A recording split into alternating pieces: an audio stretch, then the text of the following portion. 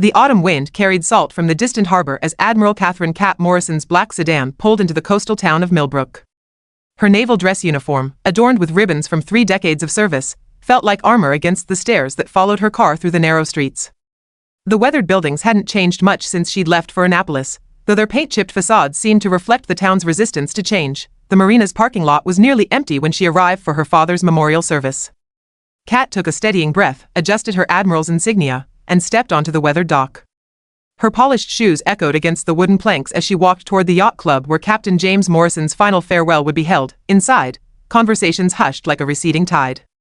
"Look, it's Catherine Morrison," someone whispered. 3-star admiral now. Probably thinks she's too good for us fishermen. The murmurs crashed together in the stuffy air of Millbrook Yacht Club, where her father's ashes waited in a mahogany urn surrounded by maritime flags. Kat kept her shoulders squared, her stride confident. Years of commanding ships had taught her to read any room, and this one was divided like opposing fleets. On one side, weathered fishing captains nodded with grudging respect. On the other, the town's wealthy yacht owners clustered together, their disapproval barely hidden behind memorial etiquette. "Kitten." Uncle Frank's gravelly voice broke through as he rushed forward. The old fisherman's calloused hands trembled as he embraced her, his worn jacket smelling of sea salt and diesel fuel. "He would have been so proud," Frank whispered, pulling back to study her decorated uniform. "Your dad kept every newspaper clipping about your promotions, even that feature in Navy Times." Kat smiled through the tightness in her throat. "He called me the morning it came out," she said. "Bought every copy at Murphy's newsstand." Their moment was interrupted by Harbor Master Wellington, who approached with measured steps. His pristine white uniform seemed too clean for someone who supposedly worked the docks. "Admiral Morrison," he said stiffly, "I'm terribly sorry for your loss.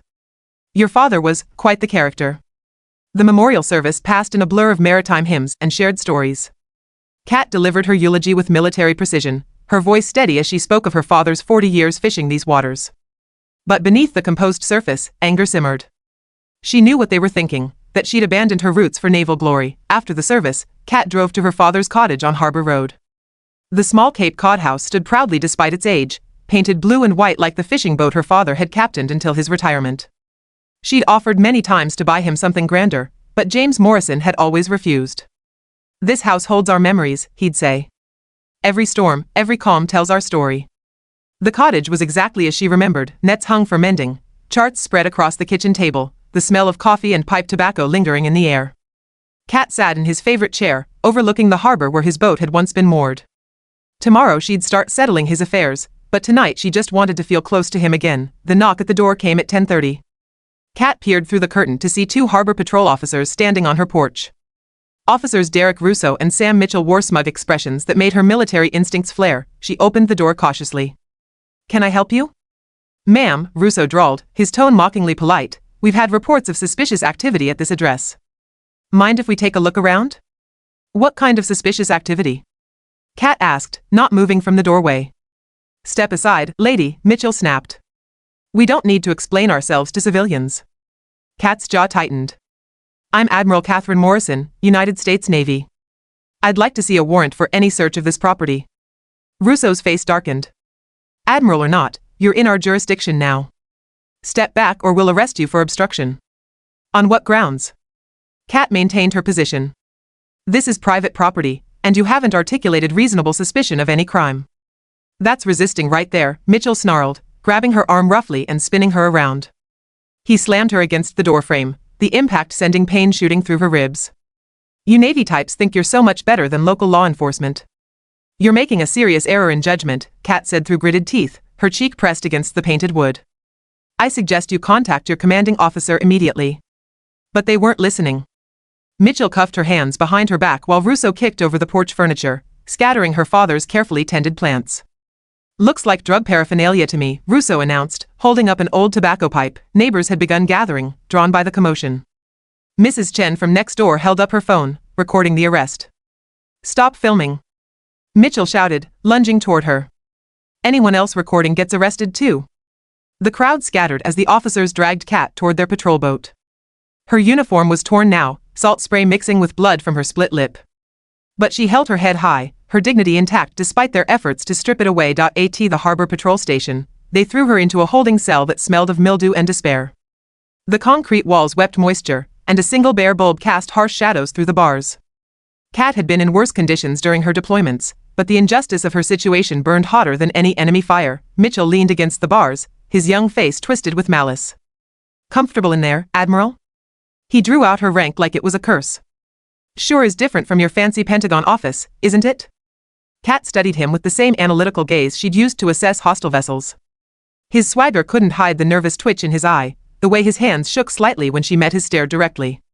Lost that commanding voice now, haven't you? Mitchell taunted. In here, you're just another Officer Mitchell. The voice cracked like a whip through the station. Lieutenant Commander Sarah Chin of the Coast Guard stood in the doorway, her uniform immaculate, her expression thunderous. Release Admiral Morrison immediately. Mitchell's smirk faltered. Ma'am, this is Harbor Patrol jurisdiction, this is a federal matter now. Chin cut him off. The Admiral contacted Naval Operations before her arrest. There's a full investigation team en route. She held up official documents. Any delay in her release will result in federal charges against this entire department. The cell door swung open with a metallic clang. Kat walked out with measured steps, ignoring the burning sensation in her ribs. She said nothing to the officers who'd brutalized her. Her silence spoke louder than any threat. Outside, Chin handed her a secure satellite phone. Admiral, Captain Rodriguez is waiting for your call. Rodriguez, came the familiar voice from Norfolk. Kat, what's your status?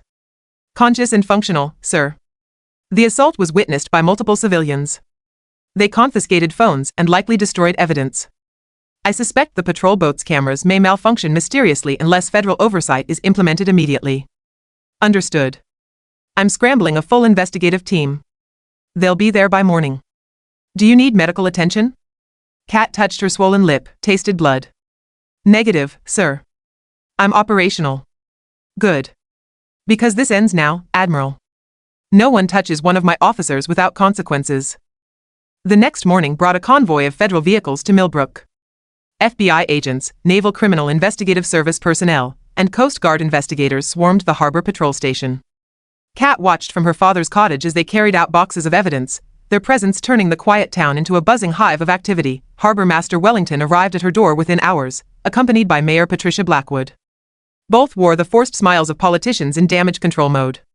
Wellington's handshake was brief and clammy. There's clearly been a breakdown in proper procedure, he said stiffly. The officers involved have been suspended pending review. Mayor Blackwood positioned herself between Kat and the gathering news crews.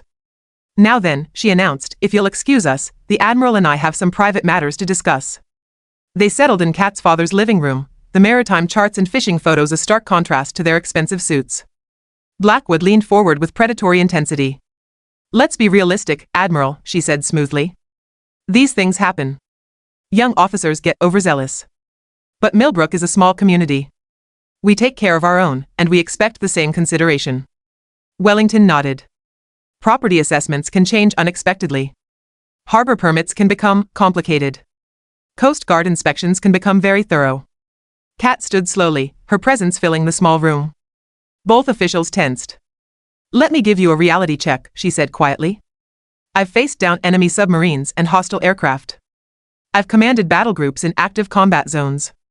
If you think you can intimidate me with small-town corruption, you've seriously misjudged your opponent. She moved to the window, gesturing toward the harbor where federal boats now patrolled. This isn't about me anymore. It's about every sailor, every veteran, every citizen who deserves better than what you've built here. Wellington's face reddened. You don't understand how things work. I understand perfectly, Kat interrupted. You've turned law enforcement into a protection racket. That ends today. That evening, Kat sat with her Uncle Frank on the cottage's back deck, watching sunset paint the harbor in shades of gold and crimson. Frank sipped his coffee slowly, his weathered hands steady on the mug. Your dad would be proud, he said quietly. He always said this town needed someone to stand up to those bastards. I never wanted to come back here to fight, Kat admitted. I just wanted to bury him in peace. Frank studied her profile against the dying light. Maybe that's exactly why you were the right person to do it. You didn't come looking for trouble, trouble found you. And when it did, you handled it like the warrior your daddy raised. The next few days brought a parade of federal investigators to Kat's door. She learned about Harbor Patrol's pattern of harassment targeting military families, fishing crews, and anyone who challenged the town's power structure. Officer Russo had 17 complaints against him, all buried by Wellington. Mitchell had been involved in 6 suspicious arrests, each targeting people who couldn't afford lawyers. Attorney Lisa Park, a Korean-American civil rights lawyer from Boston, arrived to help coordinate the legal response. Young and fierce, she carried herself with the confidence of someone who'd never backed down from a fight. "We're not just going after individual officers," Lisa explained, spreading files across Kat's kitchen table. "This is systemic corruption. Harbor Patrol, the mayor's office, even some city council members, they're all connected." Kat studied photographs of previous victims. A veteran fisherman beaten during a safety inspection. A Coast Guard retiree arrested on false smuggling charges. Each case showed the same pattern of abuse and cover-up. "How many?" Kat asked quietly. 23 documented incidents over 5 years, Lisa replied. "Probably more that were never reported." The breakthrough came when 2 Harbor Patrol officers requested a meeting with Kat. Officers Martinez and Thompson arrived at the cottage after dark, their uniforms rumpled, their faces hollow with exhaustion. "We can't stay silent anymore," Martinez said, accepting Kat's offer of coffee.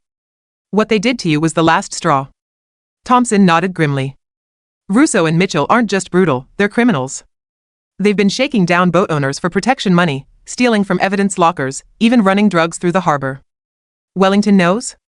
Kat asked. "Wellington orders it," Martinez replied.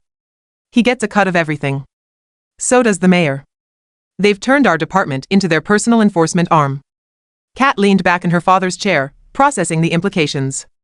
"Are you willing to testify?" Both officers nodded. "We joined to protect people," Thompson said. "Not to be gangsters in uniform." The public hearing was scheduled for the following week at Millbrook High School's auditorium. Kat arrived early, watching as the community filled the seats.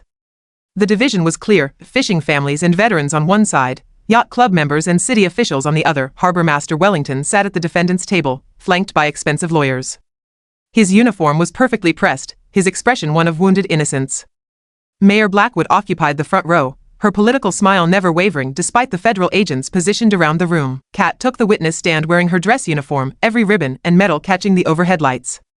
The federal prosecutor, a no-nonsense woman named Janet Torres, led her through the events of that night. The officers made no attempt to identify themselves or state the reason for their presence, Kat testified. "When I requested a warrant, they became immediately hostile and violent." Wellington's lawyer objected repeatedly, claiming the officers were following proper procedure. But then Prosecutor Torres nodded to the back of the room. The overhead screens flickered to life, showing body camera footage from Martinez and Thompson's patrol boat. The raw, unedited video began to play, showing Kat peacefully answering her door, calmly requesting proper documentation, and being brutally assaulted for exercising her constitutional rights. Gasps echoed through the auditorium as the footage showed Mitchell slamming her against the doorframe, Russo destroying her father's plants, both officers laughing as they dragged her away. "The defendant's own officers recorded this attack," Torres announced. "And there's more." The screens shifted to surveillance footage from the harbor, showing Russo and Mitchell accepting envelopes of cash from yacht owners, loading unmarked packages onto boats under cover of darkness, even assaulting a teenage fisherman whose only crime was asking questions about his missing father. Wellington's face had gone pale. His lawyers whispered urgently in his ears, but he pushed them away and stood. "That footage is taken out of context," he declared. "These men were doing their jobs, maintaining order in a difficult, maintaining order." Kat's voice cut through his protest. She stood, her uniform gleaming under the lights. "By terrorizing innocent citizens? By running a criminal enterprise under color of law?" She gestured to Martinez and Thompson, who had risen from their seats in the audience. "Your own officers are prepared to testify about your direct orders to commit these crimes." Wellington's composure cracked completely. "You ungrateful," he started, then caught himself. But the damage was done. The hearing concluded with Wellington and Mitchell led away in handcuffs, their badges stripped, their careers destroyed. Russo had fled town during the night, but federal marshals were already tracking him down. Outside the school, Kat stood before a crowd of reporters and townspeople. The news crews had come from as far away as Boston, their cameras capturing every word as she spoke about justice, accountability, and the courage to stand up to corruption. "My father spent 40 years on these waters," she said, her voice carrying across the parking lot. "He taught me that the sea doesn't care about your rank or your politics, it only respects those who navigate with honor and integrity." The crowd erupted in applause. Many faces in the audience were tear-streaked, people who had suffered in silence for years finally seeing their tormentors brought to justice. In the weeks that followed, Kat worked with Lisa Park to establish the Captain James Morrison Foundation for Maritime Justice. The organization would provide legal aid to fishing families, support programs for military veterans, and ensure that no one else would suffer what she had endured. The Foundation's first office opened in a renovated warehouse on the harbor, its windows overlooking the waters her father had loved. Kat stood at those windows on opening day, watching fishing boats return with the evening tide, their crews waving up at the building that now represented hope instead of fear. Uncle Frank joined her, his coffee mug steaming in the cool morning air. "You staying?" he asked. Kat considered the question, watching young sailors from the nearby Coast Guard station walking along the pier. "For now," she said. "There's still work to do." She had planned to scatter her father's ashes and return to her Pentagon assignment. But something larger had kept her here, a calling to fight one last battle, not with naval weapons, but with truth and courage. The chance to honor her father's memory by protecting the waters and people he had loved. The Foundation grew quickly, supported by donations from across the country and volunteers from the local community. Former adversaries became allies as the town began to heal from years of corruption and fear. Cat Morrison, the admiral who came home to bury her father, had stayed to rebuild her community's faith in justice. And in doing so, she had discovered that sometimes the most important battles are fought not on distant seas, but in the harbors we call home.